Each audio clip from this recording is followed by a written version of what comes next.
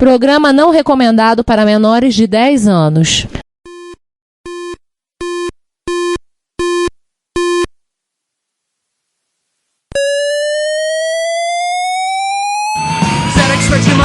Dragon Vic and R1, Commodore 64, Amsterdam and Acorn Electron, cheaper BBC Micro.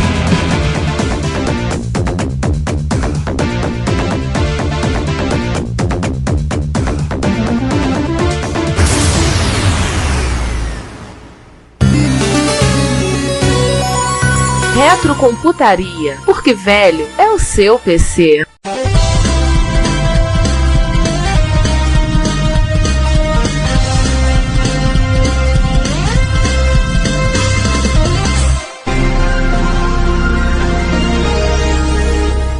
Bom dia, boa tarde, boa noite, bem-vindos ao Retrocomputaria, o episódio 1, 2, 3, é isso.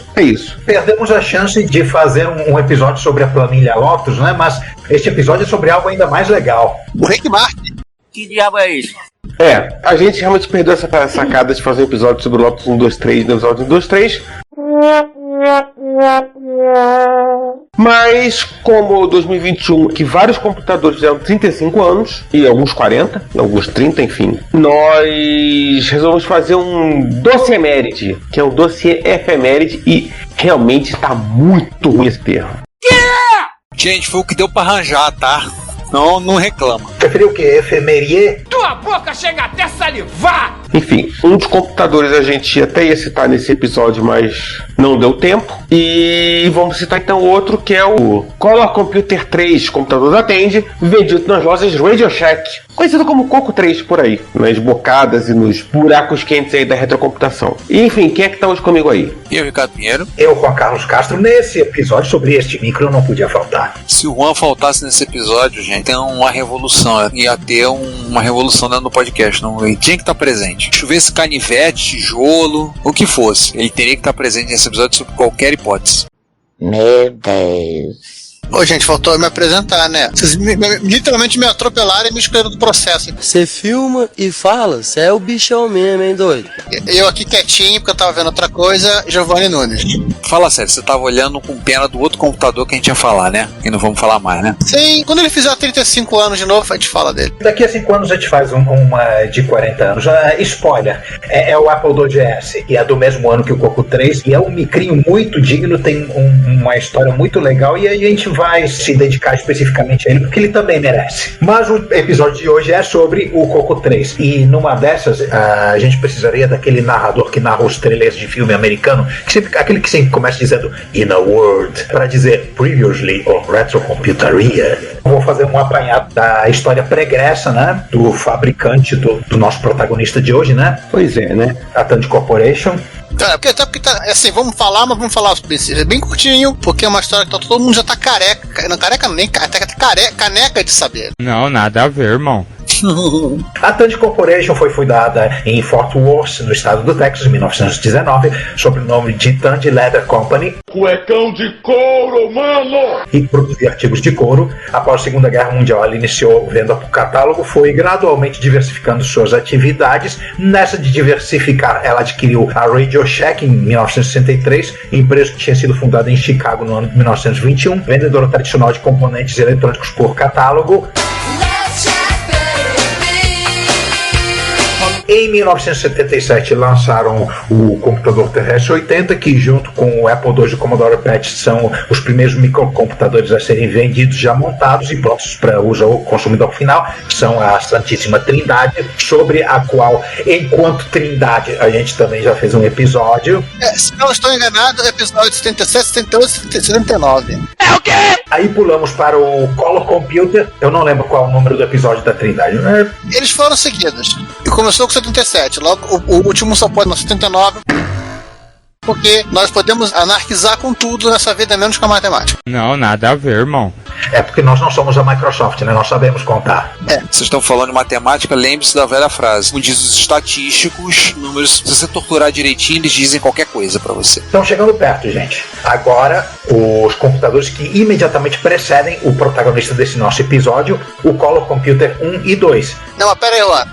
Assim, só lembrar, assim, além de termos falado do primeiro coco, lá no episódio 78, nós falamos pra caramba de Tandy, só lembrando isso, né? Por exemplo, no episódio 107, que foram as calculadoras e máquinas portáteis da família TS-80. Episódio 89 foi o TS-80, a linha clássica, que é o monocromático. Episódio 78, na época da Santíssima Trindade. E, já citado, e o episódio 28, sobre o MC6809, o TS-80 Color, o qual é o episódio que o Juan foi o vilão especialmente convidado. Suspeito. Foi quando eu me tornei um vingador. Por aí.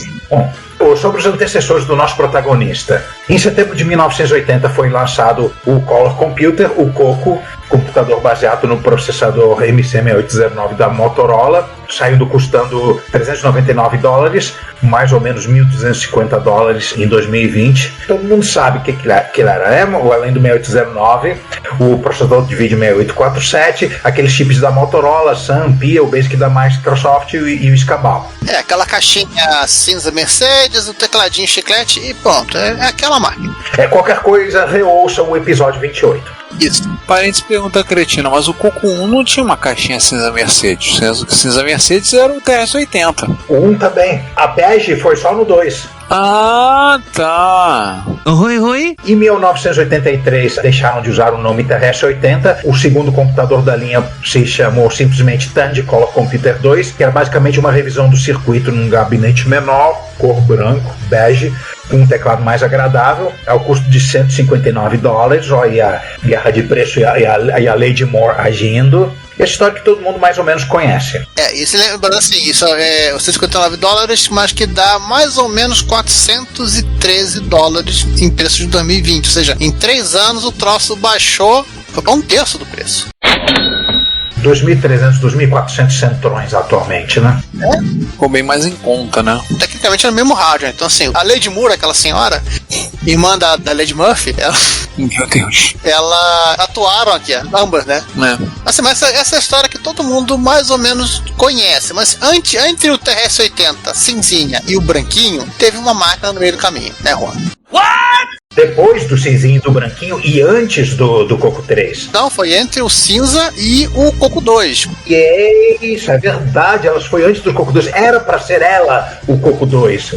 Era pra ser um Coco 2 melhor, né? O Deluxe Color Computer, porque havia um plano de colocar mais funcionalidades dentro do computador. Um teclado melhor, uma interface serial que não fosse aquela Bitbanger, né? Que fosse com uma UART decente, que existia no cartucho de expansão. Um PSG para geração de som, que também existia em expansão, né? Que era o Speech Sound Pack. Tecladinho melhor, né? Isso tudo integrado era para ser o Deluxe Color Computer. Era um nome de código interno, né? Que teoricamente deveria ser o Color Computer 2. Só que esse projeto foi cancelado, as máquinas fabricadas foram trituradas. O motivo, basicamente, é porque acharam que ia ficar caro demais e queriam que ficasse barato e reduziram praticamente tudo. Resultado, o Coco 2 ficou igual ao Coco 1 em termos de funcionalidade, só com a economia de integração de circuitos. Inclusive a redução do gabinete, né? Que é o gabinete do Coco Deluxe seria basicamente do Coco 1, só que bege. Ele tá compridão, daria até pra colocar um monitor por cima. Aí como os caras simplificaram o troço, deu pra dar uma machadada ali na máquina e reduzir pela metade aquela área. É quase a metade, um pouquinho mais da metade, praticamente. Existem alguns Coco 1 com um gabinete bege, né? Eu tava puxando aqui pela memória. Vem cá, era Coco 2 com tamanho de Coco 1 ou Coco 1 com cor de Coco 2? Era Coco 1 com cor de Coco 2 ali na opção. Eles são meio raros. Tanto que sim, tem um link aí, não tem? Sim, tem link e tem um livro. Tem um livro e tem um link aqui que é o autor desse blog aqui também, se não falar a memória, que tem algumas fotos do Deluxe, né? Porque durante muitos anos esse cara foi considerado uma lenda, né? Isso foi um delírio que alguém sonhou escrevendo numa revista, mas que é verdade, né? A máquina chegou realmente a existir. E acharam, né? Acharam um exemplar dele. Sim, algumas pessoas não botaram no triturador. Só uma curiosidade, nos comentários que tem, o primeiro comentário do Daniel Campos pro nosso ouvinte, um abraço pro Daniel, apreensivo pra saber. É interessante, eu por exemplo, nunca tinha fazia ideia que existiu esse. Seria então é o Coco 2 Plus, né? Não é ele que o Coco 2 Plus, é o Coco 2 que é o Deluxe menos. Esse seria o Coco 2 e aquilo que a máquina a gente chama de Coco 2 seria o Coco 1,5. Mas como praticamente não houve upgrade, no final das contas acabou não havendo praticamente upgrade de funcionalidade e as especificações técnicas do Coco já estavam ficando datadas em relação aos concorrentes, era hora de tentar dar uma melhorada outra vez, né, na arquitetura. Let's try again, né, como diria o Frank Sinatra. Let me try again. Essa tentativa ficou a dupla Mark Siegel e... Não é o Joe Shuster, tá? Não são os criadores do Superman. É claro! Mark Siegel e Barry Thompson, que começaram a vender internamente a ideia de fazer um novo Coco, uma máquina que pudesse compensar as limitações atuais e também atendesse aos anseios dos usuários, alguns, né? Para Tandy, a ideia de uma nova versão era bem-vinda, só que tinha que manter, claro, a compatibilidade com os modelos anteriores, se ele pudesse preservar todo o investimento feito, o ecossistema PAC instalado e escambau. O estoque de cartucho, o estoque de fita cassete, o estoque de disquete. Ou seja, tinha que ter a porta de cartucho compatível com o anterior, a porta de cassete, aquela serial por software. Tinha que continuar tudo existindo. E tinha que continuar dando suporte aos modos de vídeo do MC6847. 32x16 tosco, aquele modo gráfico com artefatos, tudo aquilo. É aquele modo monocromático que era curiosamente colorido, né? Isso é uma coisa recorrente, né? Apple tem isso, Spectrum, MSX. Não, o Spectrum não tinha, né? Não, os artefatos, eles, digamos, para Motorola, oficialmente até para Tandy, aquele modo era monocromático. As pessoas que viam cores aí onde não deveriam estar vendo. E no software também tinha que haver compatibilidade, né? Com a BIOS e o BASIC já existente. Só que a Tandy também exigia indiretamente que o novo Coco rodasse o S9, né? Um sistema operacional profissional desenvolvido pela Microware e que praticamente todo o computador que tem 6809 dentro roda. Cá entre nós, fora o Coco, computador que roda 6809 não é computador mainstream. Você vai achar computadores japoneses e alguns computadores profissionais feitos nos Estados Unidos e em alguns outros lugares. Aqueles caixotes, né? Caixotes com aquele bus parente do S100 que nos foi apresentado por Mestre Gessel. Esqueci o nome daquele bus, mas era o equivalente do S100 para computadores profissionais com um processador Motorola. E havia um ecossistema disso, né? Que eram mais soluções de escritório, né? Máquina para você conectar terminais e coisas desse gênero. Mas das máquinas mainstream, exclusivamente rodar o S9, só o Coco e o FM9 da FM9? FM7. FM7. O FM7 da Fujitsu. FM7, FM77, FM8. Isso. Que só era mainstream no Japão, né? Ou se era mainstream. Nossa, eu acho que fui meio xenófobo agora, hein? A gente tem que explicar tudo, Rogerinho. Não, FM77 AV só lá, cara. Só existiu no Japão. Não, os FM7 chegaram a ser vendidos na Espanha. Mas aquela coisa, né? Depois de um tempo, apareceu e sumiu. Ah, bicho, mas que tipo de bizarrice não foi vendido na Espanha? Em algum momento alguém resolveu vender na Espanha. Tinha até MSX lá, né? Até Dragon. Cara, eu acho que ninguém tinha o que fazer. Vamos vender na Espanha, pronto. Bom, resumo da ópera. Tinha que ter por conta do uso profissional. Tinha que finalmente ter modos de 40 e 80 colunas. 3216 não dava pra fazer. Em 216 não dá pra você fazer nada de forma prática, né? E inclusive até parece que foi um acidente. A Tandy, ela descobriu, meio sem querer, que muita gente, assim, dono de, sei lá, Marinho, lojinhas de pequeno porte, companhia, o cara comprava um Coco, que era uma máquina barata, e usava lá pra mais ou menos fazer lá o controle de estoque dele, outras coisinhas, né? Usava, entre aspas, profissionalmente. Nossa, a interface desses programinhas deve ser uma coisa assim, ó, segurando o lóbulo da orelha, ó. Dodói. Era uma solução caseira, né? Deve ser uma maravilha, pra não dizer o contrário. Cara, não pode dizer nada, porque eu cheguei há pouco tempo numa loja na Santa Efigênia e o cara abriu, nós estamos no ano de 2021, e o cara abriu uma aplicação feita em Clipper para aceitar um gerenciamento. Então depois dessa... Mas, bicho, funciona. Tá bom. Acredito. Gente, tem oficina de carro na Polônia usando o 964, não vou acreditar nisso. Claro. Outra coisa, RAM. Tinha que aumentar a quantidade de RAM, 64 KB para rodar um sistema multiusuário, multitarefa, é muito pouco. Tava no cabo. Esses computadores não mainstream com processadores Motorola já tinham até 512K de RAM ou mais, obviamente com bank switching, né? Porque o espaço de endereçamento era só 64K, mapeada de acordo com o que a Microware gostaria, né? A desenvolvedora do S9, que fossem blocos de 2 KB. Mas coube a John Prickett, um dos engenheiros da Tandy, junto a Microair, definir que o mapeamento de memória seria feito em blocos de 8K por conta de custo, né? Mais uma vez chegou-se a um compromisso.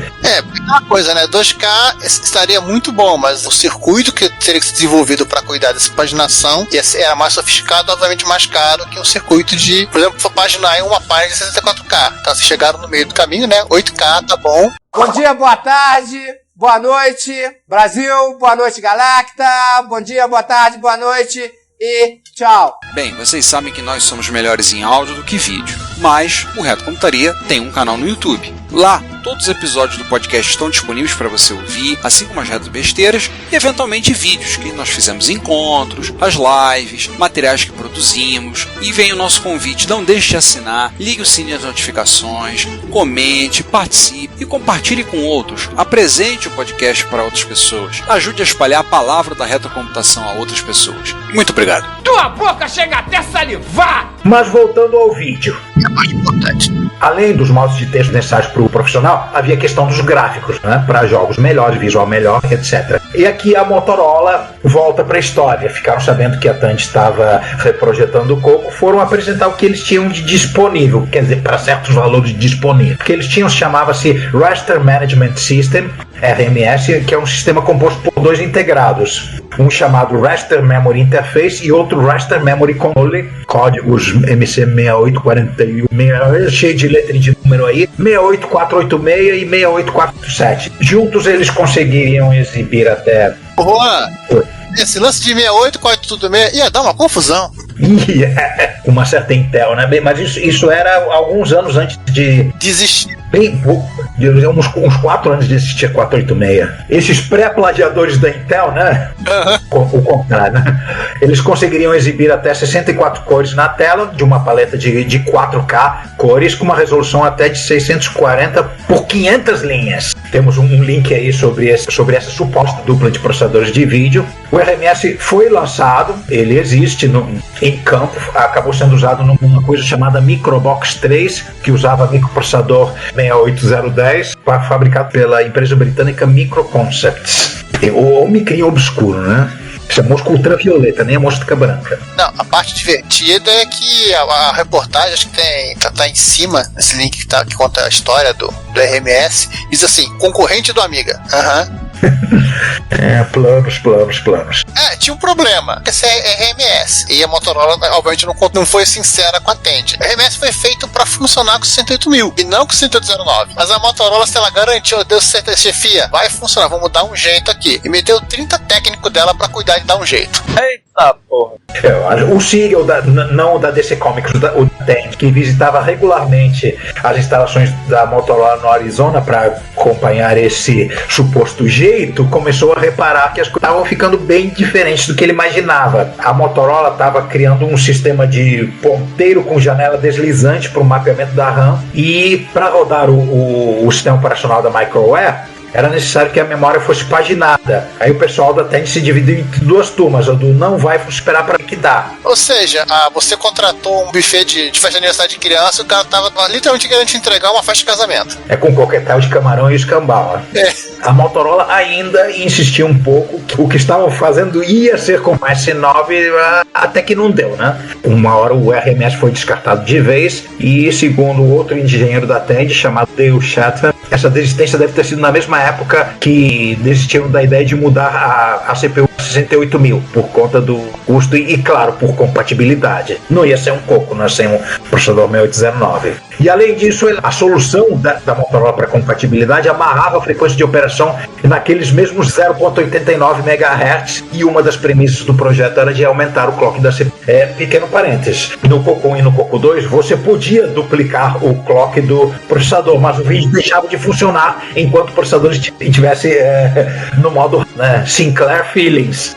O lance aqui, assim, que além de ter, amarraria o clock, né? E tinha o lance do custo, porque talvez a grande sacada a grande ideia da Motorola. Quer dizer, tinha esse lance do custo, não, né? O custo era essencial. O custo é sempre essencial. Vamos lembrar disso. Falando em Tandy, é duplamente essencial. É. Mas o lance, assim, acho que a Motorola tava querendo, era literalmente, assim, enfiar um 108.000 na goela abaixo da Tandy. Tanto eles quanto a Microsoft estavam numa de gente, para de fazer máquina de 8 bits. Gente, para de fazer máquina de 8 bits. Só que as máquinas de 8 bits se recusam a morrer, né? Aliás, uma coisa interessante, né? A Motorola vendeu uma porrada de 78.000 para diversas arquiteturas de computadores. Ela não conseguiu vender nenhum chip de vídeo. Ela tinha o 847, ela tinha o 845 na época dos 8 bits. Tipo, mas no mundo 16, 32 bits dos 78.000, ela não vendeu pra ninguém. Era tudo solução in-house, né? Do Amiga in-house, do Altera in-house, a IBM ou VGA. A Motorola praticamente não existe, né, em chip, né, depois dos 8 bits, sem razão.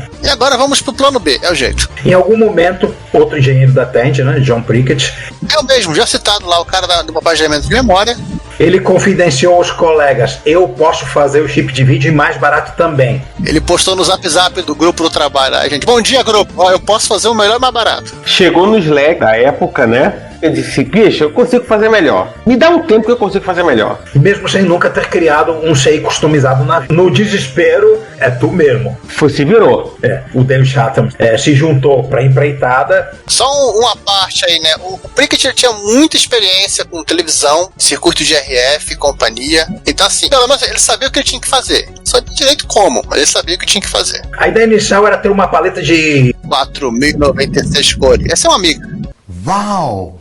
Seria fantástico, claro. Isso significava ter um DAC de 12 bits, né? Entrou mais uma vez a questão do custo, né? Deram uma reduzida, optaram por 64 cores e um DAC de 6 bits.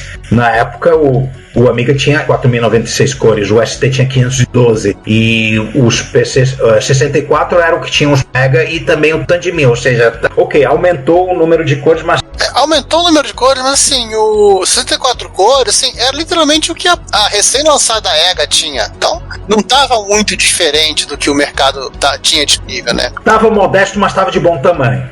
As resoluções: 640 por 192, 320 por 192 e 160 por 192, além dos modos textos de 80 por 24, 40 por 24 e, claro, os legados anteriores do 6847. O nome oficial desse bicho, desse novo chip, é Advanced Color Video Chip, ACVC, mas acabou sendo chamado no popular de Graphics Interrupt Memory Enhancer, ou seja, GIME. Eu já cansei de sonora, vocês sugeriam aí ZZ Top, então toca ZZ Top aí, DJ. Nós fomos do ABBA ao ZZ Top. Obrigado, DJ. Bom, falando em não oficial, o desenvolvimento do GIME acredita ajuda de engenheiros da Tandy de Tóquio que fizeram uma não solicitada extraoficial na moita. Que a Motorola não fique sabendo. Engenharia reversa na Sun, né, o 6883, que era o paginador, né, que era MM12, e deram todos os paranauês para os passos de Fort Worth. Uma coisa que o Prickett precisava era também implementar a parte de vídeo, né? Essa memória. Literalmente, assim, deram quase o trabalho pronto para ele seguir adiante. Sim, porque essa GIME não é só um controlador de vídeo, ela é duas coisas de um: o controlador de vídeo e o controlador de memória também, ou seja, eles já que na geração anterior era o 6847, né, o VTG, e a Sun, que era o 6883.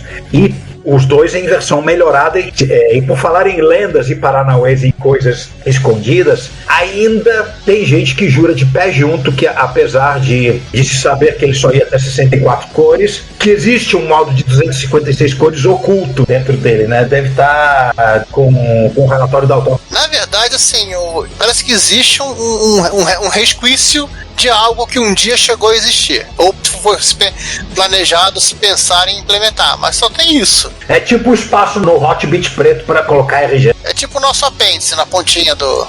ou isso. Nesse meio tempo, o Siegel questionou a Motorola sobre a possibilidade do 09 rodar a 4 MHz, e a resposta do Motorola foi algo em o Scott de Jornada nas Estrelas dizendo que você não pode mudar as leis da física, ou aquele meme do asiático dizendo impossível.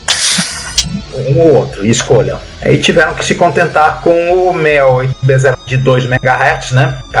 Que pelo menos poderia rodar a 2 MHz e continuando a ter vídeo, né? Graças a Gui. A Tandy devia ter procurado a Hitachi, né? Devia ter procurado. Procurou, não procurou. Azar o da Tandy. A Hitachi faria um de 8 MHz pra ele.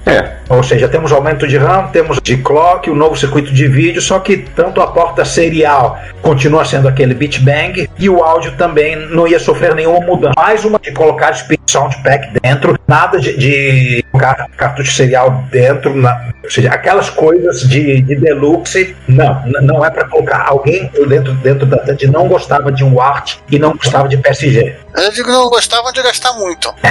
A Radio Shack vendia interfaces seriais e de som, talvez eles estivessem querendo continuar a vender como cartucho, sei lá. Queria dar uma de Panasonic com aquele MS2 Plus que não tinha chip de FM.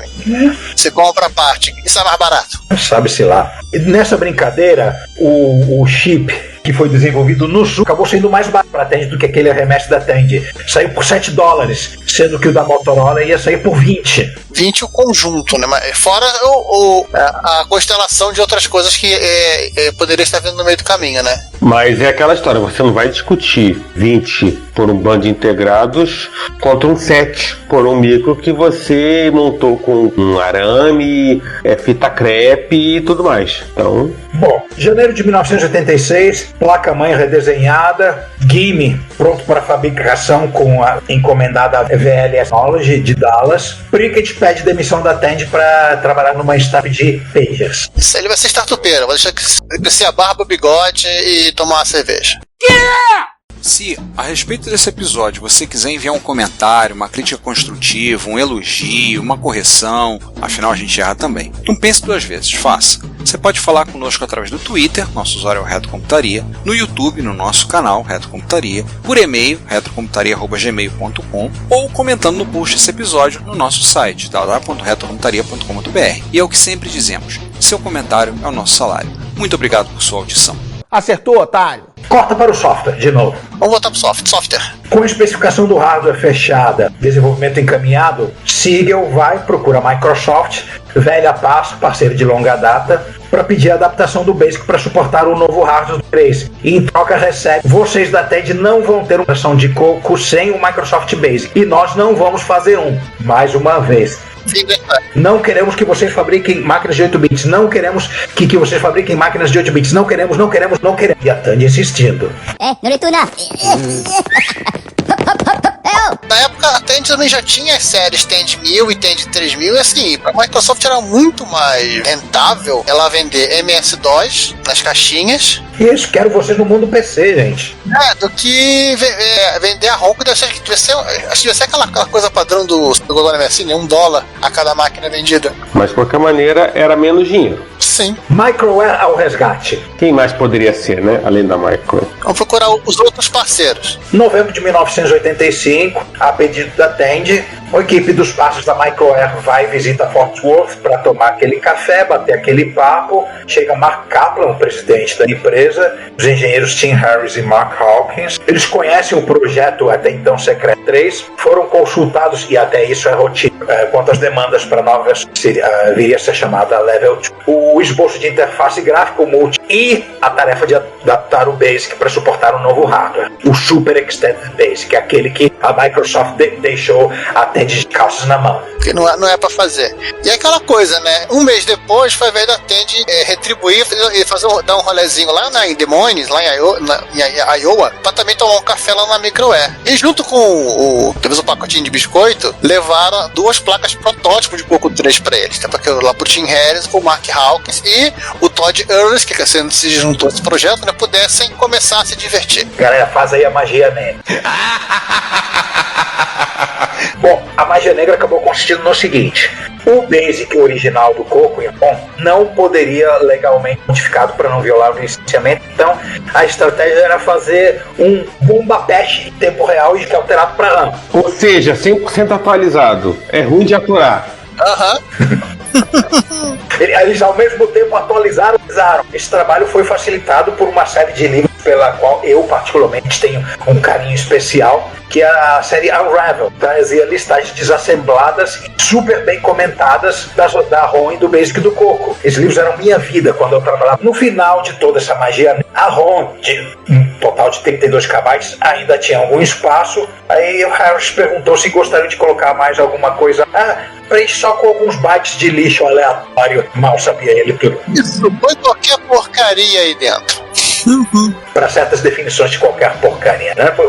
A gente vai voltar aí, calma. Mas nessa hora o micro já estava pronto para ser lançado. Então no dia 30 de julho de 1980, para o dia do aniversário da minha mãe e de uma amiga no Waldorf Astoria em Nova York, lançou-se o TED Color Computer 3 para o mundo. E no evento estavam os executivos da TED, a empresa especializada, e curiosamente representando a Microsoft, um tal de William Henry Gates III. Who the hell are you? Ele foi lá porque ele não tinha o que fazer. E porque, tipo assim, esse negócio não era pra existir, era pra eles terem projeto. Talvez ele tenha imaginado, deve ter feito algo de ilegal, né? Isso, era ele, um andar inteiro de advogado da Microsoft esperando a ligação dele. Ele foi lá pra fazer o quê? Pra ver o que eles não fizeram? Pra ver que eles não obedeceram a ordem dele? O quê? Ai, caramba! Ideia? Foi lá pra chamar os advogados. Resumo da ópera, o que era o Coco 3? Bem, o que era o Coco 3? Computador com processador 68B09E, legal, tem letras e números agora, né? Dá bom pra fazer uma senha. Rodando a 1,79 MHz, já subimos aí, o sorriso de conta de cabeça, um pouquinho acima do dobro da frequência. É exatamente o dobro. Exatamente o dobro? É mesmo, é? A outra é 87, né? 89. 89 outro? É? É 89, achei que 87. Tá, 89, exatamente o dobro. Já vinha com 128K de RAM, legal. Já dava pra expandir até pra 512K, é uma boa. A não é a Cássio. Não foi Zura, né? Tinha os modos de texto de 40x24 e 80x24, legal. 80 colunas é legal. 4 atributos de cor, sublinhado e blink e letra minúscula. Pô, legal isso, hein? Chupa o screen zero do MSX2. Chupa. Pois é. E chupa Apple 2. Porque tem sublinhado, tá? Lá só tem blink. A propósito, a cor de fundo na tela principal não é mais verde, né? Que bom. Vou botar qualquer cor agora. Que bom. Aquele verde radioativo estava botando com essa cor. Mas você podia mudar o fundo, a borda, se souber o prazer. Legal. Resoluções de 160, 256, 320 e até 640 por 192 linhas, com a possibilidade de exibir 2, 4 ou 16 cores de uma paleta de 64 cores possíveis. Totalmente compatível com o Color Computer 2, ou quase totalmente compatível, né? Custando apenas a bagatela de $219, o que na moeda atual 517 doletas. Uns 20 e poucos % mais caro do que o Coco 2, né? Pelo aumento de funcionalidade, muito bom. Muito bom, realmente, eu ia dizer. E aquele negócio, né? O cara tivesse um Coco 2 já com drive, com TV, com expansor de slot, assim, ele era basicamente trocar a máquina. Esse é o lado bom, ele não perdia nada. Mas a TED foi meio MSX nesse upgrade, né? Ela conseguiu fazer aquela atualização que não destruiu... Não destruiu o legado anterior, né? O usuário podia continuar. O Coco 3 é o MSX2 do Coco. É quase isso. Tem até Memory Mapper. Mas tal e qual o MSX2 com relação ao MSX1, a diferença entre o Coco 3 e o resto é grande o suficiente para compensar o upgrade. Sim. Só de olhar a tela de um jogo você vê que é outro, assim como no MSX2. Deixa eu dar uma coisa, vale a pena. Vale a pena. Além do Super Extended Basic, ele rodava o OS9 Level 2, sistema operacional multitarefa e multiusuário. O OS9 é um sistema muito interessante. Na RetroRead 2020 eu falei sobre sistemas operacionais novos para micros clássicos. Ele deu uma lida sobre o OS9, é impressionante o sistema. Permitia usar qualquer linguagem de programação suportada por ele, como o Basic 9, é um Basic específico? É Basic 09, na verdade. Esse Basic específico se chama Basic 09. Tá. Por qualquer linguagem de programação suportada por ele, como o Basic 09, C e Pascal. Aê! Ele fez sua aparição na edição de setembro de 1986 no catálogo da Radio Shack. Tinha que estar no catálogo da Radio Shack, óbvio, sendo que na página anterior estava o Coco 2 à venda por $99. É queima de estoque, é pra acabar. Eu lembro que estava em 150 e pouco, já cortaram mais de um terço, né? Torrar pra queimar, pra gastar. E, assim, é claro, foi capa, editorial, assunto em diversos artigos da edição da The Rainbow desse mesmo mês também. The Rainbow Magazine, de setembro de 1986. E tome matéria a respeito. Pequeno parênteses, isso estava acontecendo enquanto eu estava trabalhando na LZ.